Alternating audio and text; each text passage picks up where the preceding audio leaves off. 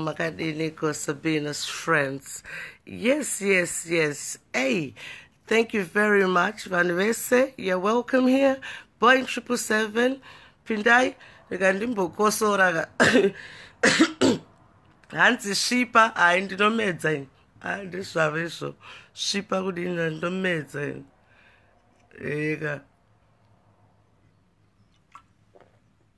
Hey, Target Locks, what's up? Yes. Boeing777 is here. You know what, ka? Inina nakurara because I don't go short one. I don't boruta and all that bullshit you say. Because no say yesterday ka. Ndagana sitaka show kangu ku old Mpenge, and this stupid idiot just decided to delete my life and it because life any fires not mwanangu iwo uri prodigal daughter iwo nontando iwo anditi mwanangu but uri mwana wangu chete. You're welcome home. Yes, good morning Target. Yes, imi ndaenda ka Mpenge ndikatamba kede mwana kede video yangu yope yangu delitwa. Not once was singaite kani. Like I told you, kuti isusu ma celebrate mkatona toya pa kamera ka tengeta juice back. Unengo waita zakati kuti ushike pa level ya ushika. Saka minimum kunoku Manorinda, I think when I spend up my 350 pounds, in now I'm going to spend at least 10 pounds. Exactly. And it, but in Mariaga wonder at the same time. Okay? Saka inini nda hakuitachi life kumpenge. I think the Kataura Singade. I was welcoming Tatelicious. Welcome Tatelicious. Kuno, pano pampenge. But tudakutanga nekutaura chokwadi kuti ma 250 ari kupi. Ndikaendera mberi ndikataura kuti ma 250 akatorona Titelicious anofanira kunga ariwa akagadzirisa mazama ake. Anditika asi video yangu yakadzimwa. Ndikati inini ndau kuratidza ma standards edu isusu vakadzi veZimbabwe kuti kana uchitamba unofana kupfeka zvakadai video yakadzimwa. Saka not to worry because Boeing777 is going to redo the video ku group kwake kunova kumpenge 1 mm1. Okay, saka nasi maneru, please look forward kumpenge 1. Panapa, I can't do it because first Bonemba made my brother decided to ask me for friendship, and that really pissed me off. You see, Saka, I can't do Gedimwana Gede. Saka, please join my group, Mpenge 1, not my group, but our group, but obviously I'm the one who monitors it, okay? You know, I have to resign ku old Mpenge because they have deleted 3 of my lovely videos. Vakambo delete imwe video yange yapika zvekupika zvapapika zvamapikira ndikavarekerera. Vakadelete my exercising video. Ona inhasi tumakumbo twamanga muchiratidzwa naUncle Brian. Aiwa ndosaka Boeing777 apa abviswa pa pre-approval ka I think vakuda kuisa rura zvakaoma ndikaitimbonzwa ka music.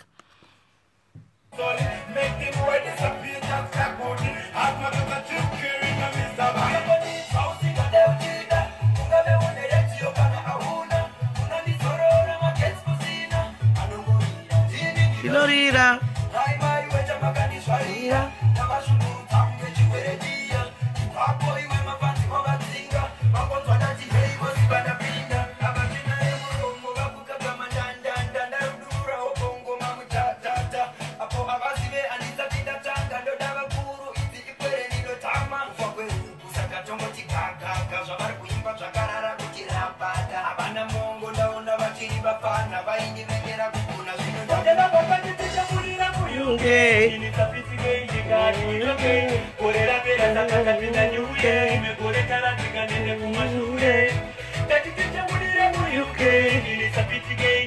Nox, uruguyaka ku UK, uchabudira ku UK iwe.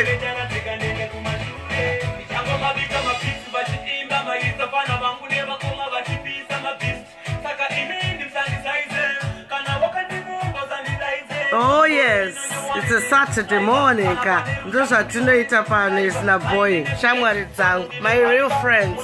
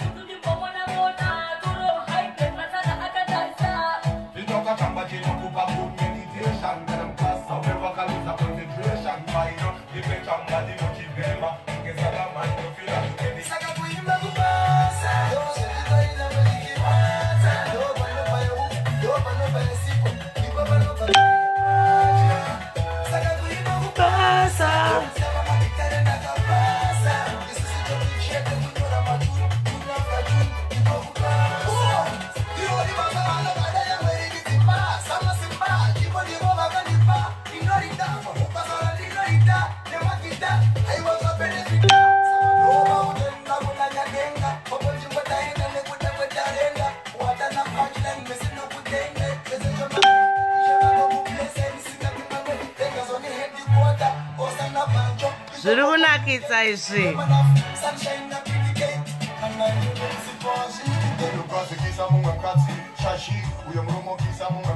Chachi. Chachi. Chachi. Chachi. Chachi. Chachi.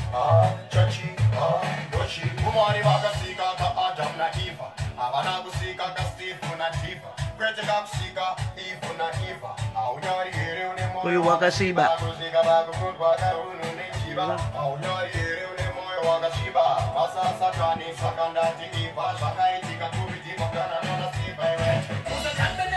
Yakasina vati.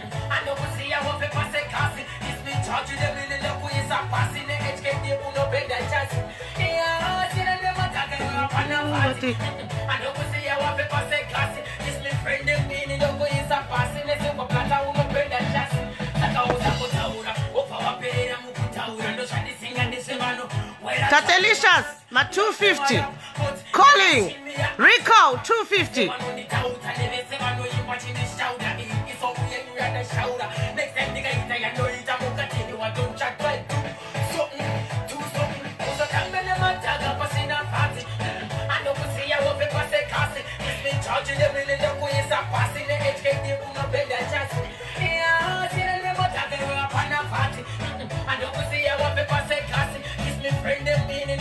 Exactly. Okay, takufanira kuita tichirangarira ka ava vasina ma-airtime, okay, tingoti gagaga, okay. Anyway, ndangoti kandingopfuura nepamvenge unoziva kana uchipfuura nepapublic toilet unomboti rega ndimbopinda kamupublic toilet manditi unoziva mupublic toilet aumbobvira wapinda une 20p kana 20 cents kuti ufunge kuti uchabhadhara 20 cents kungopinda nekubuda kupinda nekubuda, you see. Saka indauda kupinda kamupublic toilet yangu old mvenge mageta kiwa. What? This is very unusual for a celebrity like me. Nangojaira ngopinda nongobuda noti mbako but kupinda mu old mvenge. Atiti mageta kiwa. What? Makira Boeing777 magedi, why? Munozichika nezuro ndakaita life yangu mvenge. That one kana Beyonce anga achatonditi Tatelicious uya pano nditambireni. Unoziya video iyoyo yange ine chihu Beyonce nechihu Rihanna chese ndichidzidzisa icho chichi chimombe ichi chinonzi Tatelicious. Kuti this is how we want to be represented as Zimbabwean women. Kozi uye ndikataura kuti Tatelicious unenge chisumo wrestler. Chishiti chaunopfeka pakati pemagaro chotinyadzisa. Kana achida kuti tiite GoFundMe kuti aite represent ana eZimbabwe, ngatiudze. Tinoita GoFundMe noti yake yekupoya pamawindo second hand shop orara imomo mune wifi.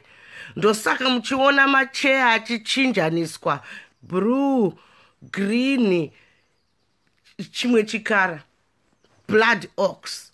Wakamboona achiripita same chair here iye Tatelicious kodo, because macheya anenge atengwa uri kupanzwa kaipapa. Exactly. Saka ini ndakataura ku old mvenge kuti old mvenge nechirungu inonzi rip off Zimbabwe. Vari ku England vanoziya inonzi rip off England or rip off Britain. Kunobatwa matsotsi. Saka tiri pa rip off Zimbabwe tikati we welcome Tatelicious kuti auya pano pamvenge. Asi tiri kuda kutanga pachokwadi because vana target lokusava takabva navo kure kwechokwadi kuti do you quench for the truth, follow me. Saka even though imi Guinness sisimele maita unite na gudoguru,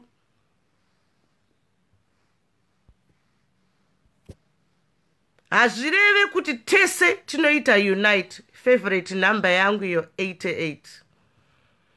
Saka isu tinofanira kana tichida kupusha our agenda 250 tinopusha. Saka outi mvenge munogona kunge mati bloka kana kuti mandi bloka ku old mvenge. Like I've always told you, ku old mvenge mbiri yangu ndeye kuti new member rising star, new member rising star. Ndinongoro raka repeat series kako. Now I'm used to it.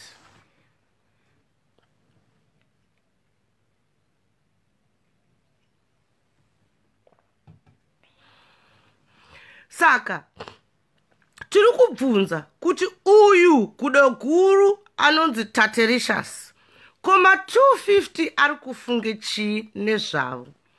Usakanganwe kuti ma 250 aya ndeye vana veZimbabwe vakaita border jumping vachitiza dzara kumusha, vamwe vakatandaniswa neshumba vari pakati peBeitbridge neSouth Africa.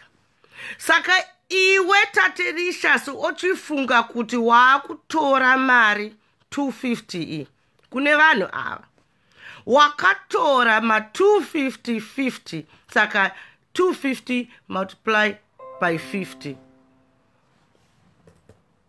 Okay? Hold on.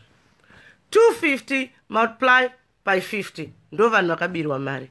Ukaona mazamu ake aya semunhu weasylum seeking anga achaiwana kupi mari yekugadzira mazamu iwaya. Saka zviri kutaura kuti mari iyi kuti ugadzire mazamu we are looking at about 5,000 US dollars. Ukacalculate 250 times 50 zviri kuenda ikoko. Tikakumbira kuti aiwa iwewe Tatelicious uya utiudze kuti chii chakaitika. Ndikakumbira nezuro ndikati vanhu veZimbabwe zvinhu izvi ndo zvinhu zvatisingafanire kuignore. Kuti mumwe mwana sisi vako iwe hanzvadzi yako iri kuchema yabhadhara mari iyoyo anomunzwa paribe. Munhu ataura akati, if you want to come to Sweden, pay me 250 whatever euro dollars. I requested yesterday in Old Mvenge and I said, can Tatelicious show us the certification of her competence to be a consultant?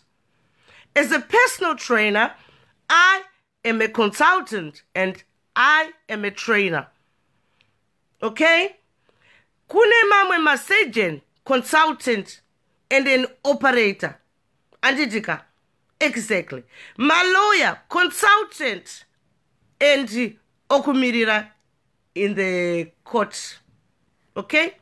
Saka, if you Tatelicious Karigambe say, yeah, consultant, can you show us your certificates to suggest that you can open a practice by yourself?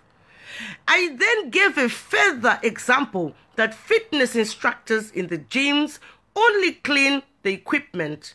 They can't work outside and open their own practice because they are not qualified for that. But a personal trainer can open their own practice, and they can be a consultant, and they can be a trainer. So you, Tatelicious, I asked you on Old Mvenge, in Old Mvenge, that can you kindly show us the certificates of your competence in the qualification to become a consultant? And can you also show us the business account which was used for those 250 to drop in that account? Can you show us the account where the 250 euros went, or US dollars? So you see, people of Zimbabwe, some of the things we try to ignore are the same things which are erupting the ancestors. Because one child is crying publicly and you decide to put blinkers on your eyes. You are following the crowd, but you are not following your spirit. So, as Zimbabweans, it starts with you. Fight for what is wrong. If you can use the resources around you to think that, okay, my sister in South Africa, my brother in South Africa, akavarwa this money. So I will not press like for Tatelicious. Okay? Saka, we need to use the resources we have.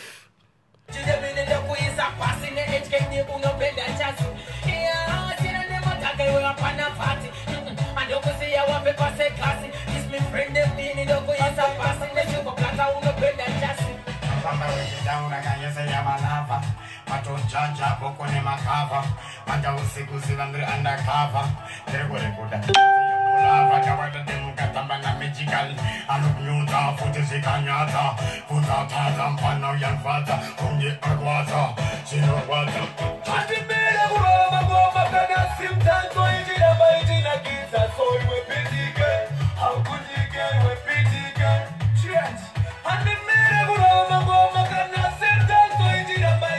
It's also exactly. Anditika, Saka, as Zimbabweans, we need to start focusing on who we really are.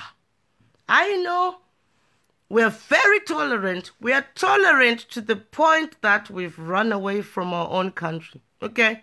We're tolerant. But this is the time now to be strong and use the resources around you. Don't go further because you've done just enough by being a Zimbabwean. Like they say, you need skills to live in Zimbabwe, and you can put it on your CV, lived in Zimbabwe. That is a skill and that is a reference. We're tough people. But we can no longer tolerate this kind of behavior. People like Tatelicious Karigambe taking advantage of the less fortunate who are dying to come to England or to come to the diaspora, which is in her case in Sweden. And she carries on the camera dressed untidily to represent you as a Zimbabwean as well. But this person is clearly showing signs that obviously she's an asylum seeker, and there's nothing wrong with that. You want to survive, Tatelicious, okay? By the way, Ruramaya was in Bari February last year. Ask Brumango. And I got to the Harare airport to Heathrow. And then Heathrow to Harare airport to Heathrow, okay? It's only that credit card Ranguraga Zara, otherwise I would have landed by Zimbabwe, okay? Saka, you, Tatelicious, is using us to fulfill her agendas. Because as you can see, she doesn't have your interest at heart. Because she took your brother's money, she took your sister's money. That's 250 pounds. It's 250 euros, whatever, US dollars. So, in Penge, I asked, thank you for your friendship, Melly and Tatelicious. But can Tatelicious now make it clear and tell us what happened to the 250s? Where did they go? And where is their certificate of being a consultant? Okay? That's what Boeing777 asked, because one of the people came in my inbox and told me about the issue of this 250. So imagine yourself, you're in Zimbabwe, and somebody just gives you 250 US dollars. What will you do with it? Exactly. So these people whose money was taken, they are not popular like you and me. They can't even afford to be on Wi-Fi via Doba Doba. They come and hear the necessity, the need, the necessary. This is what Tatelicious, the famous person, has said she can offer. So let me work hard and keep this money so that I can climb the ladder. So this is the reason why old Venge blocked me. I then carried on and said, Sisi Jenny, you've got a pending issue, including my £100. They are saying the £100 from number 8 was transferred to Sisi Jenny, and it was transferred back to number 8. Sisi Jenny, can you show us the proof that the £100 was transferred to your account and you transferred it back? You see now, when you lie and we ask for V11s, ndipo paucha gumburwa. Wagumburwa obva wanohedha futi dombo. So we need to stop this kind of behavior. I then carried on yesterday and I gave an example of that lady called Ruramai. The way she was stoned, that lady was beyond, not worse than me, but almost the same. But she didn't touch anyone. she just opened the phone and she spoke what she said, what she felt. But look at people like Tatelicious, how you deal with them. Yet they've stolen from your brother, from your sister, from your mother, from your auntie, from your uncle. You still got there and you still smile for her and her 419 behavior. Didn't I tell you before that her behavior, she might not even be gay or whatever she claims to be? That's why she chengeta her Prophet Mboro. That's why you heard on her last life, she said that, because she knows as soon as the papers come, she must 250, she no biswa, odzosera mbore yake, akutonotsvaga mukadzi kubva somewhere in the Himalayas of Zimbabwe somewhere. We don't care, we've all hustled. But come up and say the truth to the Zimbabwean people and say, listen, I wanted to claim my asylum, so I needed the 250 to pay for my ZAMU loan or whatever it is. Just tell us the truth. Like I said, we're very tolerant. We're tolerant to the point that we've got here now, where there is no more content because we've said it all. Saka, it starts with you by standing for your sister and your brother. Akavarwa that 250. Let this celebrity explain, because she is a celebrity. She has claimed she's got an office. She has claimed she's got an agent. Okay? But all those things, apana chakabuda pachena. Saka, we need you to show these kind of people what type of material we want to represent our country, Zimbabwe. It's even said in the newspaper, Zimbabweans are happy that Mary Dongo and Gudoguru have united. Mumwe, another person commented and said Zimbabwe. It means some people are not even interested, but they're just being lured to Zimbabwe. And when somebody types it from abroad or whatever, all those investors you're crying for, Zimbabwe, oh, what is this exactly? So yesterday I went on to show Tatelicious how we expect her to dress according to the profession she has chose. But the video was deleted. So I'm going to do this video again in Benge 1. Remember, MM1. Come there, that's where I'll be doing my lives. Because every time I do sensible lives, they cut me off and they delete my lives. Okay? So I am just going to be a spectator in Benge and support. But to say I am going to do my live in Benge, once beaten, twice shy. Once they deleted my video. And then they deleted my exercising video. And then they deleted yesterday's video. That's 3 chances. Okay? Saka, I will start my own path because I thought, let me resign. But I've got a lot of innocent friends who follow me. Oh, Amai Mandela, we like your style. Oh, Mama. Oh, Sisi. And all these kind of attributes they give me of who I am.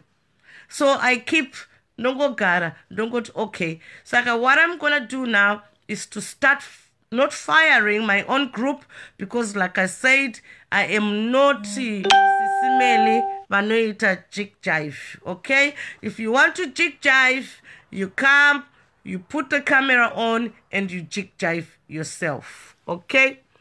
Saka, what I've realized about old Mbenge is that usabate wavasiri kuda kubata.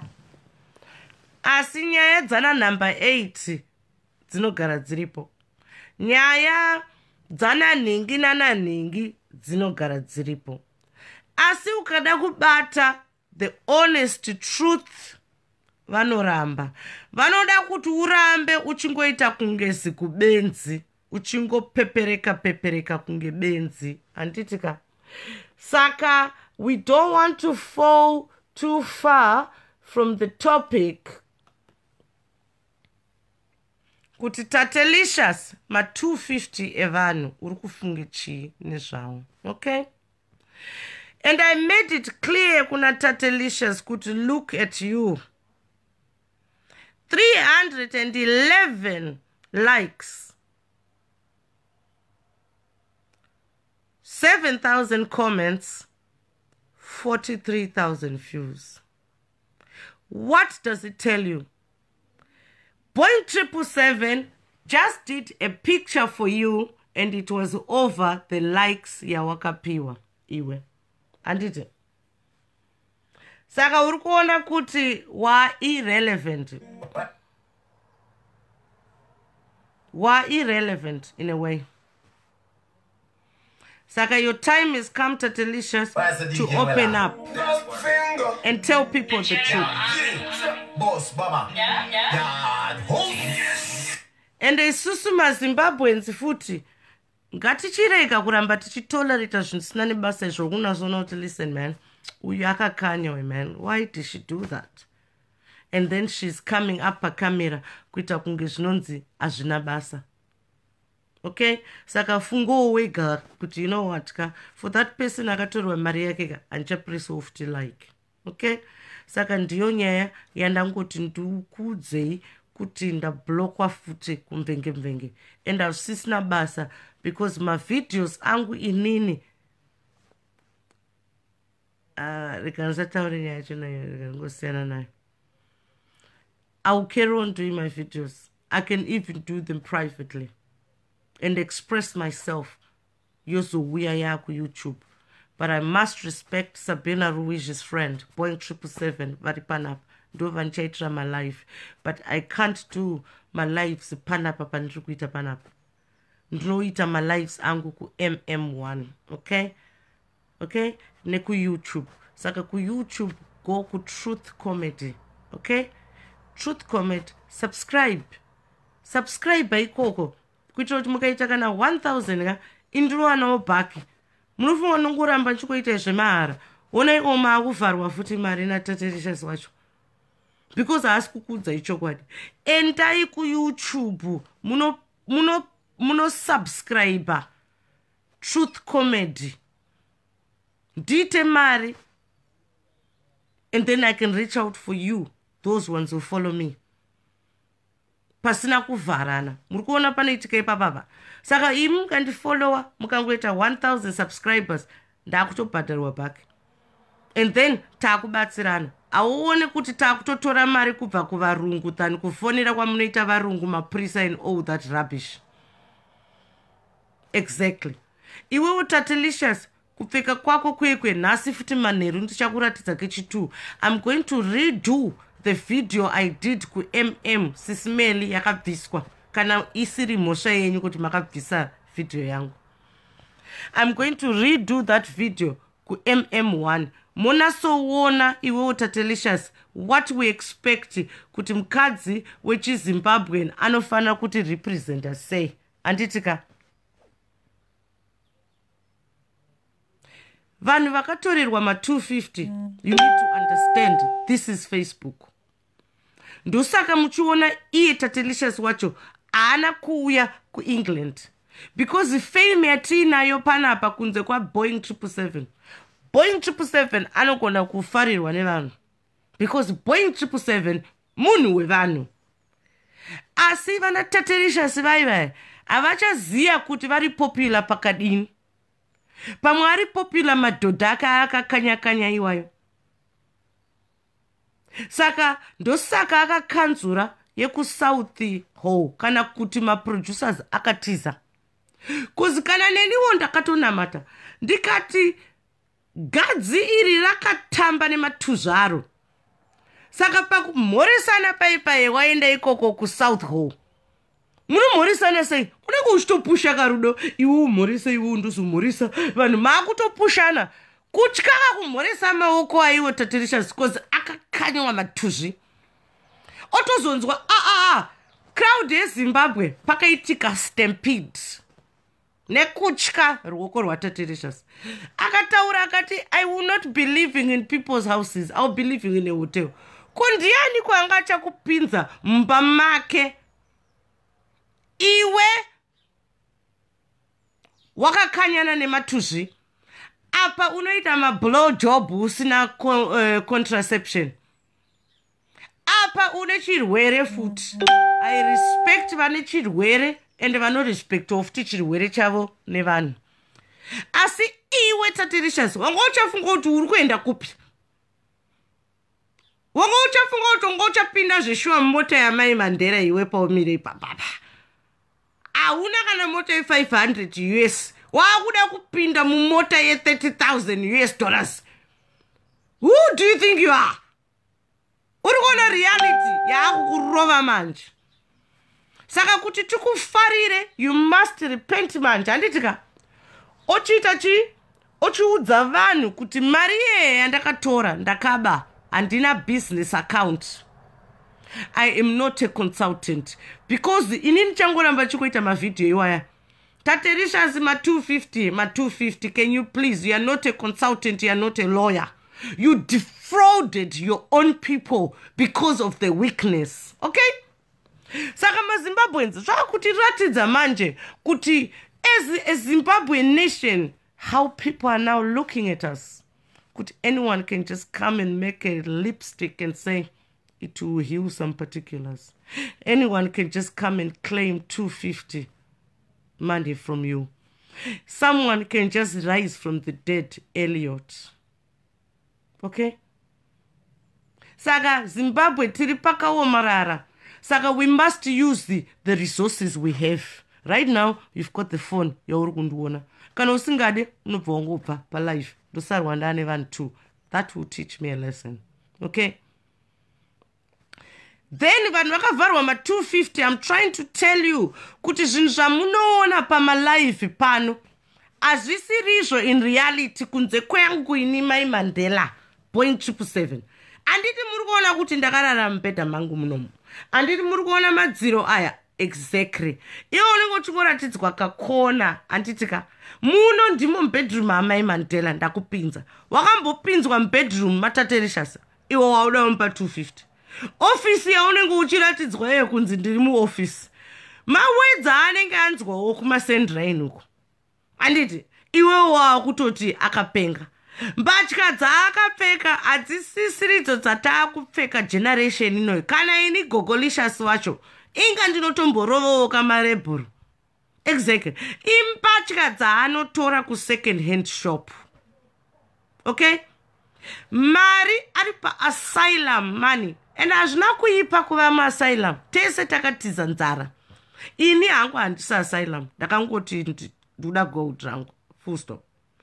But vanhu vakaita sana Tatelicious ma-asylum. Ndosaka muchiona pambatya haabvumidzwe kushanda anongopiwa kana €100 a week. Saka tinofanira kufara kuti uri kupiwa €100 a week. And they are trying to entertain Zimbabwean people and they're being entertained. So tell us the truth then and say, listen, things are hard. Can you please do a little GoFundMe? Munongo izia. Speak in codes. Tinokupa mari yacho. But not yekuda kuzviita mpimpi ntoga. Kuti ndakatora mari dzevanhu hadzina basa. Unoziya zvinorwadza sei uchiona munhu akakubira mari achiita ka high living. Ndosaka ini ndakarwisana na number 8. Iye zvino number 8 ari papi. £100 yakamukosta fame yake.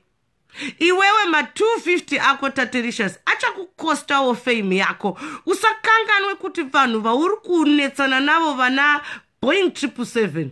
We have nothing to lose. Ndipo pane problem ipapa waona manje kanimboplaya ichi cousin changu chimega B ndechekumbareka chicousin changu ichocho chimega B munochiziva here chimega B.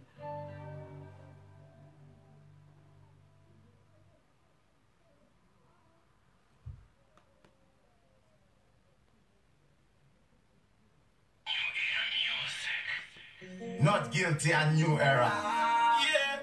Where's the DJ Wella? That finger. The general. Yeah. Boss, Baba. Yeah. God, home. Who the power with them, man, I sleep with them. Sometimes I liquor you that drink with them. Some you that think say them truthful. Not knowing say them boy they are grateful. You better watch your friends where you're keeping. Cause some will sell you out for a shield. When your eye done shut out and are sleeping. All night them boy they are peeping. In everything you do them I want you. Stay around the corner and I chant you. One like them friends when they smiling at your face. But when you turn your back them a stab you. Better watch your friend, better watch your friend. Some of them are not good, them just pretend.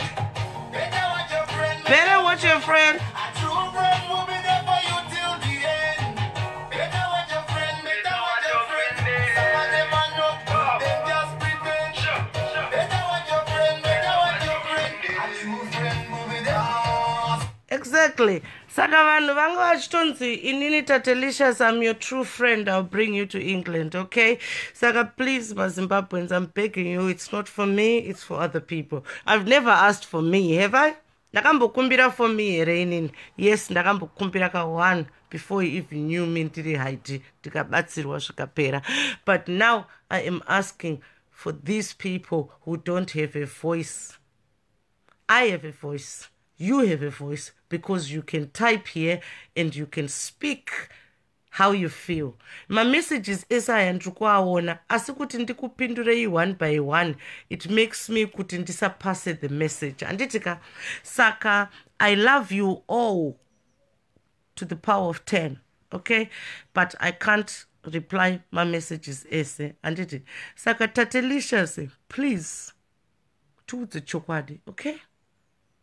Because the karma knows your URL computer yako. Udza vanhu chokwadi neyema 250 avo awakatora, okay? Because zvauri kuita izvi, it's all pretense. Ndakucalculatera ma-views ako 311 likes, 7,000 comments, 44,000 views. These people are not laughing with you, they are laughing at you.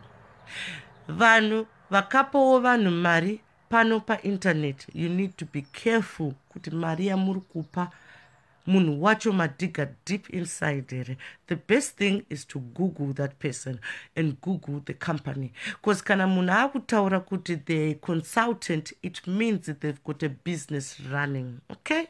Saka pa Google unotoiona business yacho, competence, okay? Ndizvo zvinoratidza kuti vanhu vari fame pa Facebook, they are not famous necessarily in reality, okay? Makaona zvakaitika kuna Enzo paakaenda kuAustralia akasvika kune vanhu vashoma, okay? Makaona zvakaitika kuna Amai Mandela pavakaitirwa gorilla advertising na number 8 ndakasvikawo kune vanhu vashoma, okay? Saka we learn from our mistakes, but vanhu 50 they are rather too much kuti vakangotorerwa mari na Tatelicious, okay? Saka Tatelicious, please, we are waiting for you kuti uchinasotiudza chokwadi about ma 250, okay? I love you all and I have to go. Ndatika nduye ndakapfeka magrazika nechika hanzi mudzimai wanhasika ndizvikavhe anditi muchiri kuziva madhuku edu aya ana maichipo aya ataisunga aya. Exactly. Ndosaka isonsabhina iwewe chichinja hairstyle ndinogeza bvudzi racho kana yako mana. Saka izvinezvi ndaakukwanisa kutora macomments, okay? Tombotaura vanhu vari kuda kutaura neni. Message yangu ndapedza. Don't tolerate vanhu vari kubira vanasisi vedu nehanzvadzi, okay? Vanhu vakawanda, they are not privileged like you uri kutoafforda Wi-Fi. So what you can do is to use your resources. Don't press like for what you don't like. Soon enough, everybody will follow suit and we stand for those people, okay? Saka unoona Tatelicious akutaura nyaya dzecyclone asi haasati apedza nyaya dzechi dzema250 zvinoratidza madouble standards. Tangu apedza nyaya yema250 hanzi namudhara genaro mashaya unoziva rega hangu ndinyarare because zvinozunza mai Mandela unodana nemunhu wese nyarara zvangu iwe kwamashaya mombe ivo vakaoma zveshuwa rega itinyarare. Hanzi ini yangu 250 ndakaipa tate ndikabatsirikana. Okay, just tell us kuti unenge wakabatsirikana pakai. Handiti, okay? Because 250 futi kakuakisha kunogona kukosta futi 250 kakuti upakire kuakisha kwewe 250 hakuna kuchipa kakuakisha kwewe. Kana wakatobatsirikana mashaya mombeka tiudzi kuti wakabatsirikana sei, because kuinbox tiri kuudzwa kunzi munhu akatora mari akaba. Saka we can't tolerate that kind of behavior. Ndakungomirira macomments. Ndinoziva kuti hamuna zvekuti mundibvunze because ndakutaurira izvese. Maona kuti ndinokusevhai. Tiri kuita chimboplaya kaka music.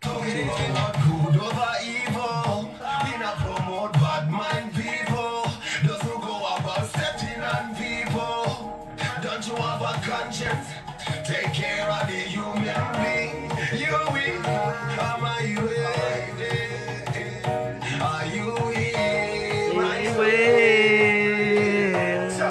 So you better watch your friend them. Watch your friend. Better watch your friend. Some of them are not good. Them just pretend. Better watch your friend. Better watch your friend. A true friend will be. Oh, bless you, and we're Boeing777. Yes, please join MM1 because ndakuriska my videos. I really wanted to do my videos kumvenge group because ingorika respect so anditika kangorika respect kuti ndite ku group remvenge but vandiratidza kuti vanogona kungotora ma video angu ongodelete zvisina nebasa. I think kampani kaika nemakumbo evasikana kaika munokaziya kampani kaika makaketa manje. If you know makaziya kamfesi kaika nemakumbo emapepa exactly. I think ndiko kari kudelete mavideo kangu ukangoziya kamfesi kane makumbo emabhebhi anditika exactly obva waziya kamuchinda kane makumbo evasikana obva waziya kuti ndiko kanga kachideleta mavideo aBoeing777. Saka imimi ndimuchataura zita racho kuti ndiani ane makumbo emabhebhi anditika exactly. Tichazokuradzai makumbo chaiwo emafesi anditika. Say, "Ay, Juliet, some now. I love you so much, Juliet. I love you so much. Ini marandi nakubirwa mari na tate. Inonzi show us the proof, okay? And the iengango tiratidza the proof of kuti mari yakatransferwa mu business account yipi ari consultant gatradze ma certificate.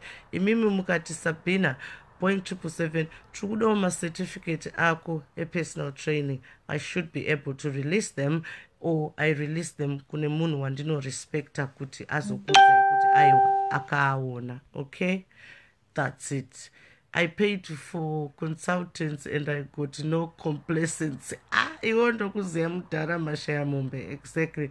Mune mavhoko pane munhu ada kujoina banga jena rikatinzi kuti ada kuti chii uyu nasi ndichakukanda pasi banga jena.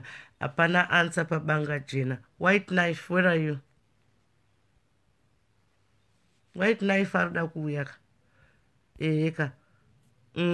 Saka kumvenge uko anda kuti bate zvimwe tisabate zvimwe, and I just can't deal with that in, ndoda ngoita ka free spirit. White knife hapana answer. All right guys, I love you so much. Ndangoti mungofara kaka Saturday mungoti nhasi taichikoda ka live saka ndati rega ndizvikandire chidhuku changu nemagrazi ndinasotaura zviri pamoyo pangu. Ndakuudzai zviri pamoyo pangu. Ndiri kurwadziwa nevanhu vema 250 ava. I know kuti muri kurwadziwa nevanhu vecyclone exactly, but zvinonzi first sweep in your own house before you sweep other people's houses. Anditika saka zvinotangira pano paFacebook tisati tasvika kucyclone. I love you very much all of you, and I hope Tatelicious is going to learn the way we Zimbabweans expect her to represent us. Anditi Nasi Maneru, join MM1 muone kutamba kunenge kuchita Boeing777 achidzidzisa Tatelicious kuti ndizvo zvatino expecta, because isu maZimbabweans tatove padenga denga. Iwewe Tatelicious usatidzikise pasi. Kana uchida mari yema outfits inbox tinorova maGoFundMe. Tinongotaura kuti pana celebrity ari kuda help. I think tichatozopedzisira taakuitawo futi maGoFundMe kune mamwe celebrities, because celebrity kuZimbabwe people can hardly afford kana chingwa. Anditika saka tichatozopedzisira taakungoitawo GoFundMe surprise for mamwe celebrities vakaita sana great man kuti tangoti tuda kungoita GoFundMe for you celebrity, because vakutotipa music yavo mahara simply because we still can't afford chingwa chacho kuZimbabwe nemukaka. I'm not talking about you iwewe uri kuafforda wifi. I'm talking about that one asiri kuafforda wifi. Anditika ende vamwe vacho celebrities vana Killer T vese ivavo takuda kupota tichivaitirawo futi maGoFundMe kuti angoita ka surprise money. That way we all become rich. Saka imagine tikapa kana one artist wese munhu ongodoredza £1 tikamira tiri 4,000 yatove 4,000 pounds and you didn't even feel a thing. Okay, saka vanhu vakaita sana Tatelicious kutira kuti vasatibire, please guys, taakufanira kutsvaga rongation, and iye Tatelicious akufanira kutiudza chokwadi otihita kuinbox kuti guys ndiroverei ka GoFundMe pane chimwe chioutfit chandaona tokutengera chioutfit ichocho than the way yauri kuti representera Zimbabwe kuita kunge chisumo wrestler wakapfeka zvimashitsi zvaunenge wakaisa pakati pemagaro. Stop it Tatelicious, says Amai Mugabe. I love you guys and goodbye.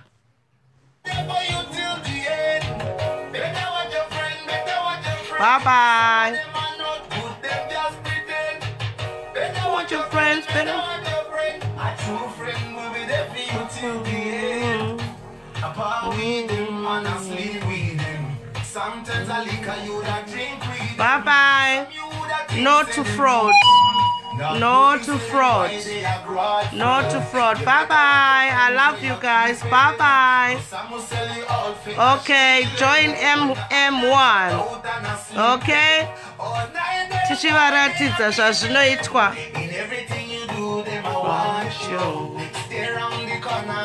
Bye bye.